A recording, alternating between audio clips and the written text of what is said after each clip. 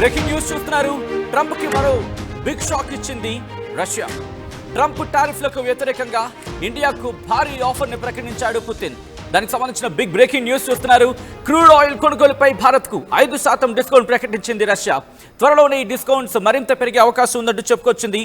దాంతోపాటు crude oil కొనుగోలు చేస్తున్నందుకు ఇండియాపై 50% టారిఫ్స్ విధించింది అమెరికా, మరి ముఖ్యంగా ట్రంప్. ఆగస్టు 7 నుంచి అమల్లోకి రాబోతోంది 25% టారిఫ్. ఆగస్టు 27 నుంచి అమలులోకి రాబోతున్న నేపథ్యంలో రెండో విడత 25% టారిఫ్కి సంబంధించి చర్చ జరుగుతుంటోంది. రష్యా నుంచి క్రూడ్ ఆయిల్ కొనుగోలు చేస్తున్న దేశాల్లో చైనాది అగ్రస్థానం కాగా, రష్యా ఎగుమతి చేస్తున్న క్రూడ్ ఆయిల్లో సగం వాటా చైనాది. రిమెంబర్, రష్యా ఎగుమతి చేస్తున్న అంటే రష్యా నుంచి చైనా దిగుమతి చేసుకుంటున్న క్రూడ్ ఆయిల్లో ఇటు చైనాదే అగ్రభాగం, అంటే సగం వాటా. ఈ జాబితాలో రెండో స్థానంలో ఉంది ఇండియా. యుక్రెయిన్ రష్యా యుద్ధం ప్రారంభమయ్యాక క్రూడ్ ఆయిల్ దిగుమతులకు సంబంధించి మాట్లాడుకున్న క్రమంలో ఇండియా వాటిని పెంచుకుంటూనే ఉంది. చెప్పుకొచ్చిందిగా. ఇక్కడ సీదా అమెరికాకు కొన్ని సవాళ్లను కూడా విసిరిన సందర్భం. ఎందుకంటే ఇటు ఇరాన్ నుంచి లేదు, ఇరాన్ నుంచి ఆపేసుకుంది. ఇన్ఫ్యాక్ట్ ఆపేయమంది అమెరికా, దాంతో భారత్ ఆపేసుకుంది. ఆ తర్వాత ఇంకెక్కడి నుంచి తీసుకోవాలి? ఆల్టర్నేటివ్స్ ఉండాలి కదా. భారతదేశానికి సంబంధించి ఇప్పటికీ అప్పటికెప్పుడు ఒకటే చెప్తోంది, దేశ ప్రయోజనాలే ప్రాధాన్యం, ఆ తర్వాత మిగతా విషయాలు ఏవైనా అన్ని కూడా. ఈ క్రమంలోని ఆ కీలకమైన అంశాలకు సంబంధించి చెప్పుకొచ్చిన పరిస్థితి. ఈ నేపథ్యంలో ఇప్పుడు భారత్ అలాగే రష్యా బంధం మరింత బలపడుతోందా? దీనికి సంబంధించే చర్చ జోరందుకుంటోంది.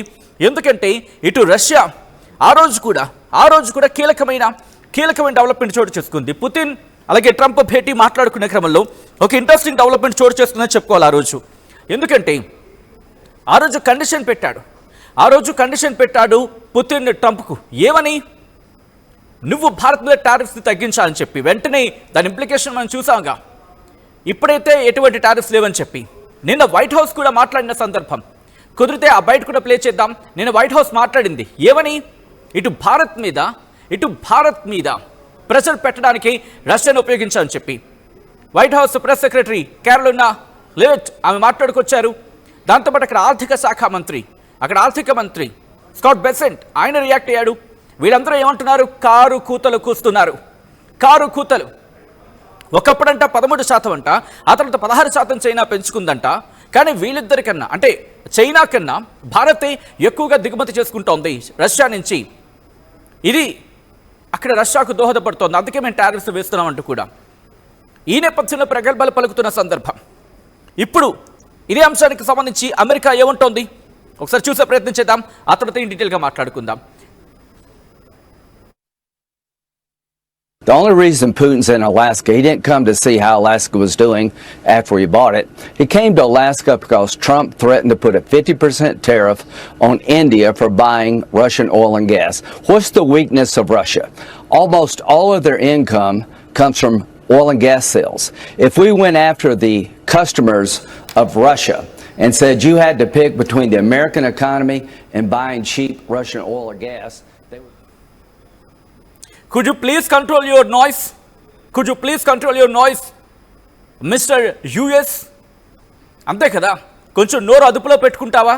పిచ్చి కారు కూతలు కూయడానికి సందర్భం కాదది. మీ వాడికి అదేదో కావాలంట, ఆ చాక్లెట్ ఏదో కావాలంటే కొనిసి ఇచ్చేయండి సరిపోతుంది. నోబెల్ పీస్ ప్రైజ్ ఏదో అంటున్నాడు కదా, నోబెల్ శాంతి బహుమతి ఇచ్చేయండి కొనేసి. పిచ్చి కారు కూతలు కూస్తే మీకే వాతలు అంటుతాయి ఆఖరికి, గుర్తుపెట్టుకోండి. Remember America, Russia, India, China ఆర్ఐసి కనుక ఫామ్ అయితే ఆ ఫార్మినేషన్ మీరు తట్టుకోలేక, లేకపోతే బ్రిక్స్ ఏదైతే తట్టుకోలేక మీరు కూస్తున్న కారు కూతలు మీకే ఎదురు దెబ్బ తగులుతాయి. మీకు ఎన్ని రోజులు టైం పట్టింది? రిమెంబర్, మీకు ఎన్ని రోజులు టైం పెట్టిందో question your self how much time that you have taken to answer the question from a press. ఇటు భారత మీడియా కావచ్చు, లేకపోతే మీడియా నుంచి ఎదురైన సవాళ్ళకి ఆ రోజు మీ అధ్యక్షుడు సమాధానం చెప్పలేక కారు కూతలకు తప్పించుకున్న సందర్భం. ఇన్నాళ్ళకు మీరు మాట్లాడతారా? నిన్న మీ ఆర్థిక శాఖ మంత్రి మాట్లాడతాడు, నిన్న మీ ప్రెస్ సెక్రటరీ మాట్లాడుతుంది. బుర్రుండి మాట్లాడుతున్నారా? చైనా కొంటోందని చెప్పి ఎప్పుడో ప్రశ్నించిన సందర్భంలో ఇంకా 8 గంటలే అయింది కదా అని చెప్పి మీ అధ్యక్షుడు మాట్లాడిన ఎన్ని రోజుల తర్వాత మీరు మాట్లాడారా? మిమ్మల్ని ఇక్కడి నుంచి ఏకవచనంతో పిలవాల్సిన సందర్భమే. ఎందుకంటే మర్యాద అనేది ఇచ్చి పుచ్చుకుంటే బాగుంటుంది. లేకపోతే ఈరోజు పాకిస్తాన్కి పట్టిన గతి రేపు మీకు పడుతుంది. మీరు భయపడుతున్నారు. చైనా ఎక్కడ బాండ్లు వెనక్కి తీసేసుకుంటుందో అని చెప్పి భయపడుతున్నారు. చైనా బాండ్లు తీసుకుంటే మీ అమెరికా కుదేలైపోతుంది. అందుకు మీరు చైనాకు వంగి వంగి వణకాలు పెడుతున్నారు. మీ బుద్ధి ఎవరికి తెలియదు, మీ బతుకులు ఎవరికి తెలియదు. మొత్తం ఎక్కువ మాట్లాడితే మీ చిట్టా పద్దంతా బయటకు తీస్తుంది భారత్. గుర్తుపెట్టుకోండి, మీ బతుకంటే ఏంటో చూపిస్తుంది. మీరు బెదిరిస్తారా? సిగ్గుందారా మీకు? అసలు సిగ్గుందా? మీ బెదిరింపులకు భయపడే రకం కాదు, గుర్తుపెట్టుకోండి. కావస్తే గంజన్న తిరిగి బతకగలదు భారత్. మీరు తిరిగి బతకగలరా? ఆలోచించుకోండి. పిచ్చి పిచ్చి కారుకూతలకు వస్తాయి. ఎందుకంటే మీరు నిన్నేమంటున్నారు? ఒకప్పుడు 13% కొనింది, ఇప్పుడు 16% కొంటుందని చెప్పి. ఎవరిని? చైనాను ఉద్దేశించి. ఆ తర్వాత భారత్ అంటున్నారు. భారత్ 40% తీసుకుంటుంది, మీకు ఆ విషయం తెలుసు. కానీ ఎందుకు తీసుకుంటుందో కూడా క్లారిటీ ఇచ్చింది. అప్పుడు కూడా మీరే కదా అంది, డైవర్సిఫికేషన్ చేయండి లేకపోతే క్రూడ్ ఆయిల్ రేట్లు పెరిగిపోతాయని చెప్పి. ఇదే అంశాన్ని భారత్ కూడా అధికారికంగా చెప్పుకొచ్చింది కదా. ఆ రోజు పేరున మీ మాటలు అవాకులు చవకలు ఈరోజు చచ్చిపోయాయా? చచ్చిపుచ్చు మొహాలు వేసుకొని పిచ్చి పిచ్చి మాటలు మాట్లాడుతూ పుచ్చు పగిలిపోయే సమాధానం ఇస్తుంది భారత్. గుర్తుపెట్టుకోండి. మీకు నోరుంది కదా చెప్పి ఎడాపెడా వాగితే సమాధానం చెప్పే సత్తా లేకపోతే నోరు మూసుకుని మోనను కూర్చోండి. మాకు వదిలేండి, మేము ప్రపంచాన్ని ఎలా నడిపించాలో మేము చూసుకుంటాం. ప్రపంచాన్ని ఎలా నడిపించాలో మాకు తెలుసు. 150 కోట్ల మంది జనాభాను నడిపించుకుంటున్న దేశం, గర్వంగా చెప్పుకుంటాం. ఈ నేపథ్యంలో ఒక్కసారి మా ప్రతినిధి కళ్యాణ్ దగ్గరికి వెళ్లే ప్రయత్నం చేస్తున్నాను. ఎందుకంటే వీళ్ళు కూస్తున్న కారుకుత్తలకు జరుగుతున్న వాస్తవాలకి డీటెయిల్గా మాట్లాడుకునే ప్రయత్నం చేద్దాం. కళ్యాణ్, ఒకప్పుడు ఇప్పటికే డిస్కౌంట్ రేట్కి మనకి ఇస్తోంది క్రూడ్ ఆయిల్ రష్యా. ఇప్పుడు 5% ఎక్స్ట్రా ఇవ్వడాన్ని ఇటు ట్రంప్కి ఒక చావు దెబ్బ కొట్టని భావించాలా? మనం చూస్తే కనుక ఇప్పుడు రష్యా ఏదైతే 5% డిస్కౌంట్, అంటే యూరోప్ కి సంబంధించి క్రూడ్ మీద 5% ఇది ఒక కమర్షియల్ సీక్రెట్ అని చెప్పుకోవచ్చు. దాని ద్వారా మనకు వచ్చే బెనిఫిట్ ఏంటనేది ఒకసారి చూస్తే కనుక ప్రతి బ్యారెల్ పైన మనకు ఒక $3 రేటు తగ్గే అవకాశం ఉంది. దీంతో ఇండియన్ ఆయిల్ కార్పొరేషన్ IOC, దాంతోపాటు భారత్ పెట్రోలియం కార్పొరేషన్ BPCL ఏదైతే ఉందో, ఈ రెండుకు సంబంధించి పర్చేసెస్ జూలైలో ఆపేశారు. ట్యారిఫ్ స్టార్ట్ అయిన తర్వాత జూలైలో రష్యా పర్చేసెస్ ఆపారు. కానీ ప్రస్తుతానికి ఇప్పుడు నెక్స్ట్ సెప్టెంబర్ అక్టోబర్కి ఆర్డర్స్ ని ఇప్పుడు ఇష్యూ చేస్తారు. సో సెప్టెంబర్ అక్టోబర్ నుంచి మనకు ఫ్యూయల్ మళ్ళీ వచ్చేస్తుంటది, ఈ ప్రైస్కి అప్లై అవుతుంది. సో అమెరికా గురించి ఒక్కసారి మాట్లాడుకుంటే కనుక వాళ్ళు మన రష్యా నుంచి మేమైతే ఏదైతే ఆయిల్ కొంటున్నాం దానివల్ల వార్ అనేది కంటిన్యూ అవుతుంది. వార్ కి మీరే ఫ్యూయల్ చేస్తున్నారని చెప్పి ఇప్పటిదాకా ఆరోపించుకుంటూ వచ్చారు. కానీ వాస్తవానికి మనం చూస్తే కనుక చైనాతో కంపేర్ చేస్తే చైనా కంటే తక్కువ ఫ్యూయల్ మనం ఇంపోర్ట్ చేస్తున్నాము. మన టోటల్ ఇంపోర్ట్స్ లో 38% రష్యా నుంచి ఉంది ప్రస్తుతానికి. కానీ చైనా నాకంటే ఎక్కువ శాతం రష్యా నుంచి ఇంపోర్ట్ చేసుకుంటుంది. దాన్ని మాత్రం అమెరికా దాన్ని యాక్సెప్ట్ చేయట్లేదు, ప్లస్ దాన్ని పట్టించుకోవట్లేదు. మీరు చెప్పిన పాయింట్ సేమ్, బాండ్స్ ఏమవుతున్నాయో బాండ్స్ కి సంబంధించి తలొగ్గి అమెరికా ఇలాంటి డిసిషన్ తీసుకున్నట్టు అది ఓపెన్ సీక్రెట్ అందరికి. ఇంకో పక్కన ట్రంప్ గురించి మనం మాట్లాడుకుంటే ఒక మ్యాడ్ మ్యాన్ థియరీ ఫాలో చేస్తున్నాడు. అంటే ఏంటంటే ఆయనకి ఏం కావాలనేది ముందే ఆయన ఇలా ఆంక్షలు విధించి తర్వాత ఏదో బేరసారాలకు వచ్చేసి, అంటే ఎక్స్చేంజ్ లో ఏమి ఇవ్వకుండా ఎదుటి వాళ్ళ నుంచి ఎలా పని చేసుకోవాలనేది ఇప్పుడు ట్రంప్ చేస్తున్న పని బేసికలీ. సో ముందే ఆంక్షలు పిచ్చి పిచ్చిగా విధించేసి దాని తర్వాత కొంచెం తగ్గించేసి అతనికి యాక్చువల్గా ఏం కావాలో అది తీసుకునే ప్రయత్నం చేస్తున్నాడు ట్రంప్. అదే మ్యాడ్ మ్యాన్ థియరీ, అదే ఫాలో చేస్తున్నాడు ఇప్పుడు కూడా. కానీ దానివల్ల మనకేం పెద్దగా ఎఫెక్ట్ అయితే లేదు. మనం చూస్తే కనుక ఒకసారి ట్రేడ్ ఎక్స్పోర్ట్స్ కి సంబంధించి మనం చూస్తే ఏప్రిల్ నుంచి జూలైకి మధ్య ఎంతైతే మనం సరుకులు పంపించాలో అమెరికాకి మామూలుగా ఎంత సరుకులు పంపిస్తామో దానికి 21% జంప్ అయినాయి ఆ ఎక్స్పోర్ట్స్ అని. ఆల్మోస్ట్ $33.5 బిలియన్ కి సంబంధించిన ఎక్స్పోర్ట్స్ ని పంపిస్తారు ఇప్పటిదాకా. సో ఆగస్టు 27 నుంచి కనుక ఆ టారిఫ్స్ మళ్ళీ, అంటే ఇంకొక 25% ఏదైతే ఇస్తా అంటున్నాడో ఆ టారిఫ్స్ కనుక మళ్ళీ ఇంక్లూడ్ చేస్తే అప్పుడు అంటే ఎఫెక్ట్ ఉండే ఛాన్సెస్ ఉంటుంది. కాబట్టి ముందే అంత ఎక్స్పోర్ట్స్ అనేది చేసినట్టు మనకు చాలా క్లియర్ గా తెలుస్తుంది. రానున్న రోజులు కూడా ఏంటి అంటే టెక్స్టైల్స్, జెమ్స్, జ్యువెలరీ, లెదర్, అలాగే ఆక్వాటిక్ ఫిషరీస్ కి సంబంధించి ఫ్రోజన్ ఫిష్ ఏదైతే ఫిష్ ఉందో మన తెలుగుకు సంబంధించింది కూడా. సో వీటి మీద ఎఫెక్ట్ పడుతుంది. ఆటో కాంపోనెంట్స్ మీద కొంచెం ఎఫెక్ట్ పడే అవకాశం ఉంది. ఇది ఓవరాల్ గా మనం చూస్తే కనుక రష్యాకి సంబంధించిన వాళ్ళు కూడా ఏం చెప్తున్నారు, డబుల్ స్టాండర్డ్స్ ని అమెరికా ట్రంప్ కానీ అమెరికా కానీ డబుల్ స్టాండర్డ్స్ ని చూపిస్తున్నారు. వాళ్ళు ఇంపోర్ట్ చేసుకుంటున్నారు, ఎక్స్పోర్ట్ చేసుకుంటున్నారు, వాళ్ళు చేసుకోవాల్సిన అన్ని చేసుకుంటున్నారు. కానీ ఇండియన్ పాయింట్అవుట్ చేస్తున్నారు ప్రస్తుతానికి. సో ఇది డబుల్ స్టాండర్డ్స్ అని చెప్పేసి రష్యాకి సంబంధించిన ఫారెన్ మినిస్ట్రీకి సంబంధించి కూడా ఈ స్టేట్మెంట్ వచ్చింది. ప్రస్తుతానికి మనం ఇంకొకసారి చూస్తే కనుక రష్యా నుంచే మనము చమురుని దిగుమతి చేసుకోవట్లేదు. 38% రష్యా నుంచి చేసుకుంటున్నాం, మిగతా 62% వేరే దేశాల నుంచి చేస్తున్నాం. మన పొటెన్షియల్ అంటే ఇంకా వేరే ఏ దేశాల నుంచి తీసుకోవచ్చు అన్న దృష్టిలో కూడా ప్రభుత్వం పనిచేస్తుంది. ఇరాక్, సౌదీ అరేబియా, అలాగే యునైటెడ్ అరబ్ ఎమిరేట్స్ నుంచి కూడా మనం ఇంకా చమురుని దిగుమతి చేసుకునేలాగా ప్లాన్ చేసుకుంటుంది గవర్నమెంట్. అయితే పద్ధతిలోనే ముందుకెళ్తున్నట్టు మనకు తెలుస్తుంది. సో జియో పొలిటికల్ ప్రెషర్ అనేది మన మీద ఉండకుండా ఏం చేయాలో దానికి కావాల్సిన స్టెప్స్ అన్ని కూడా ముందుకు తీసుకెళ్తున్నారు, మనకు చాలా క్లియర్ గా తెలుస్తుంది. సో ఆన్ హోల్ ఈ 5% డిస్కౌంట్ ఏదైతే రష్యా మనకు ఒక సీక్రెట్ కమర్షియల్ సీక్రెట్ పరంగా మనకు ఏదైతే ఇస్తుందో అది మంచి తరుణమే. We have to welcome it. End of the day మనకు ఇండియన్ ఆయిల్ కార్పొరేషన్ అలాగే భారత్ పెట్రోలియం కార్పొరేషన్ కావచ్చు, వీటన్నిటికి సంబంధించి దిగుమతులు మీద ప్రతి బ్యారెల్ మీద $3 అయితే మనకు ఖచ్చితంగా తగ్గుతుంది. దాన్ని ఎఫెక్ట్ ఇంటర్ మన ఎకానమీ అయితే బూస్ట్ అయ్యే ఛాన్సెస్ ఉంటాయి. ఇప్పుడు జిఎస్టీకి సంబంధించి కొత్త రిఫార్మ్స్ ఏదైతే తీసుకొస్తున్నారో దానివల్ల కొంత షార్ట్ టర్మ్ పీరియడ్ దాకా మన ఎకానమీకి కొంచెం లాస్ ఉంటుంది, కానీ లాంగ్ టర్మ్ పీరియడ్ లో చాలా మంచి బెనిఫిట్. ఒకవేళ ఫ్యూచర్ లో ఎప్పుడైనా ఆయిల్ అండ్ గ్యాస్ ని తీసుకురాలేదు ఇప్పటిదాకా అయితే జిఎస్టీ కిందకి, కానీ దాన్ని కూడా తీసుకొచ్చిస్తే కనుక బెనిఫిట్ అయ్యే అవకాశం ఉంటుంది కామన్ మ్యాన్ కి. మనకి ఇండియాలో ఉన్న ప్రతి సామాన్యుడికి ఇంకా ధరలన్నీ చాలా తక్కువలో, అతి తక్కువలో నిత్యావసరాలు కానీ లేకపోతే లగ్జరీ గూడ్స్ కావచ్చు, ఇంకా ఏ గూడ్స్ అయినా కూడా మనకు అతి తక్కువ ధరలో వచ్చే అవకాశం ఉంటుంది. So end of the day economy wise it is a very big boost to India. ఇటు మనం స్టాక్ మార్కెట్ చూసుకున్నా కూడా స్టాక్ మార్కెట్ కూడా చాలా బూస్ట్ అయింది. ఏదైతే ఇండిపెండెన్స్ డే రోజు జిఎస్టీకి సంబంధించి ఏదైతే రిఫార్మ్స్ గురించి ప్రధాని మోదీ ఏదైతే స్టేట్మెంట్ ఇచ్చారో దాని తర్వాత మనం చూస్తున్నాం ఆగస్టు 18 నుంచి మార్కెట్ లో స్టాక్స్ అన్ని చాలా మంచిగా ప్రోగ్రెసివ్ గా ఉన్నాయి, చాలా మంచి గ్రోత్ రేట్ కూడా చూపిస్తున్నాయి. అంటే బేరిష్ నుంచి బుల్లిష్ మార్కెట్ గా మారిపోయింది. సో ఆన్ హోల్ అయితే ఇట్స్ వెరీ గుడ్ ఆపర్చునిటీ ఇండియాకి మంచి ఎకానమీ బూస్ట్ చేసుకోవడానికి ఓవరాల్ గా. సచిన్.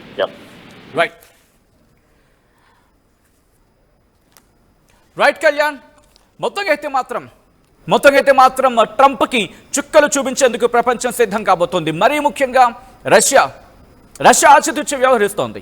నువ్వు దిమ్మ తిరిగేలా సమాధానం ఇవ్వాలనుకుని సిద్ధమైతే కనుక ఎలా ఉంటుందో చూపిస్తోంది. రష్యా ఆల్రెడీ డిసైడ్ అయ్యింది, చాలా వ్యూహాత్మకంగా అడుగులు వేస్తోంది. ఇన్నాళ్ళు పెద్దన్న అన్నావు కదా, ఆ పెద్దన్న పాత్ర నువ్వు ఒక 2-3 మెట్లు దిగి, 2-3 కాదు ఏకంగా మొత్తం మెట్లని దిగిపోతున్నావు, రోజుకి అంత దిగజారిపోతున్నావు. అందుకే ఈ క్రమంలోని ఒక మాట చెప్పే సమాధానం ప్రయత్నం చేయి. అమెరికా కనీసం సమాధానం చెప్పే ప్రయత్నం చేయి. ఇదే రష్యా నుంచి ఒక గొట్టాన్ని వేసుకున్నారుగా నేరుగా, సాధారణంగా పైప్ లైన్ అనొచ్చు కానీ నా వాడుక భాషను ఉపయోగిస్తా. ఒక గొట్టాన్ని వేసుకున్నారుగా, ఆ గొట్టాన్ని కట్ చేసేయి. నీ యూరోపియన్ యూనియన్ దేశాలని, యూరోప్ అంతా కలిసి నీ దగ్గరకు వచ్చింది కదా, ఆ గ్యాస్ సరఫరా ఆపేసాయి. మరి అక్కడి నుంచి కొనుగోలు చేస్తున్నారు కదా, మరి నువ్వు కూడా వాణిజ్యం చేస్తున్నావుగా, ఎప్పుడుకో 10% అయితే ఉందిగా సబ్జెక్ట్ టు ద కరెక్షన్. మరి నీ మీద నువ్వెంత టారిఫ్ వేసుకుంటావు, నీ మీద నువ్వెన్ని సుంకాలు వేసుకుంటావు, లేకపోతే ట్రంప్ నువ్వు కడతావు ఆ సుంకాలని? అనౌన్స్ చేయి, దమ్ముంటే, అంత ధైర్యం ఉంటే నువ్వు అనౌన్స్ చేయవయ్యా. భారత్ మీద పడి ఏడవడానికి కరెక్ట్గా అనువు దొరికిందని చెప్పి తెలుసు వీడికి, ఈ ట్రంప్కి తెలుసు భారత్ మాట వినదు అని చెప్పి. అందుకే నిన్న క్యారోలినా లివిట్ ప్రెస్ సెక్రటరీ మాట్లాడుతున్న సందర్భం కూడా అదే అంటోంది ఆవిడ అంటోంది. అంతకుముందు ఫినాన్స్ మినిస్టర్గా మాట్లాడుకుంటారు కదా అక్కడ ఆర్థిక శాఖ మంత్రి స్కాట్ బెసెంట్, ఆయన కూడా అదే అంటాడు. భారత్ గురించి సమాధానం చెప్పాలంటే వీళ్ళు చాలా అలవోకగా చెప్పేస్తున్నారు. అదే చైనా గురించి మాట్లాడండి అంటే ఒక్కొక్కడికి దిమ్మ తిరిగిపోతుంది. చైనా గురించి మాట్లాడే భయం వేస్తుంది. ఎందుకో తెలుసా, మొన్నే బెదిరించింది. జస్ట్ నేను ఎగ్జాంపుల్ చెప్పే ప్రయత్నం చేస్తాను ఎందుకు ఇంతలా అమెరికా బెదిరిపోయింది. దాని ఇంపాక్ట్ ఏంటంటే ఏకంగా 240% పైగాను టారిఫ్స్ వేశాడు కదా. ఇప్పుడు ఎంత దిగిందో తెలుసా, చైనాకి 30% టారిఫ్, కేవలం 30%. అదే జపాన్ విషయంలో ఏం జరిగింది, జపాన్ పాపం లొంగిపోయింది, మిగిలిన దేశాలు కూడా పాపం లొంగిపోయాయి. కాబట్టి అలాగే భారత్ కూడా లొంగిపోతుంది అనుకున్నాడు. చైనా లొంగలేదు, లొంగదీసింది. 240% టారిఫ్స్ వేసిన ట్రంప్ని మెడలు వంచింది. మెడలు కాదాక వెన్ను కూడా వంచింది. నువ్వు ఎక్కువ ఓవర్ యాక్షన్ చేస్తే నీ బాండ్లని వెనక్కి తీసుకుంటాం, అప్పుడు నీ ఆర్థిక వ్యవస్థ కుదేలవుతుంది, పెద్దన్న అనే పాత్రకు ఇంత పెద్ద కన్నం పడుతుందని చెప్పి. అందుకే ఎక్కడ చైనా విషయంలో ఎక్కడ మాటలు ఒకప్పుడు ప్రేలాపన పేలాడు కదా, ఇప్పుడు అటువంటి ప్రేలాపన లేదు.